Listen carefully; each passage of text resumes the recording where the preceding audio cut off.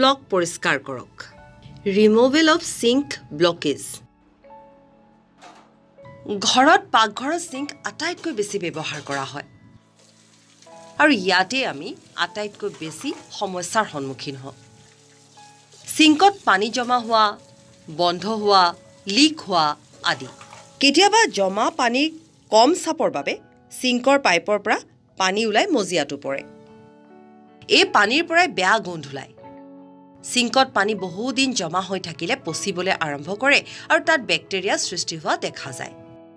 চাওঁ আহক সিঙ্কত পানী জমা হোৱাৰ কাৰণ কি আৰু ইয়াৰ সমাধান কি প্ৰায় সিঙ্কৰ আৱৰ্জনা পৰা ঠাইত সিঙ্ক ৱেষ্ট কাপলিং ভাত চাউল শাক-পাচলিৰ বাকলি আৰু চুলি আদি জমা হয় এই আৱৰ্জনা জমা হোৱাৰ বাবে পানী যোৱা পথ বন্ধ হৈ পৰে কাপলিঙৰ ওপৰত আৱৰ্জনা পৰিষ্কাৰ কৰিলে এই ব্লক তৎক্ষণাত আঁতৰি যায়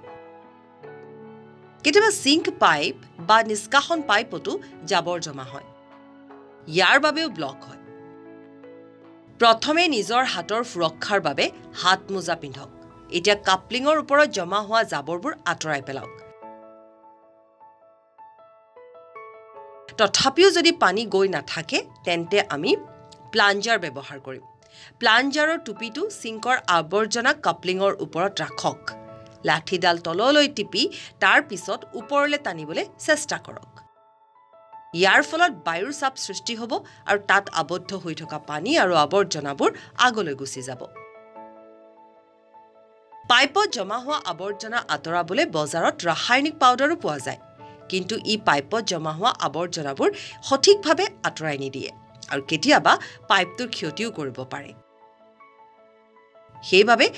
প্লাঞ্জাৰ ব্যৱহাৰ কৰাটো বেছি ভাল এতিয়া আপুনিও সহজেই সিঙ্ক ব্লক আঁতৰাব পাৰিব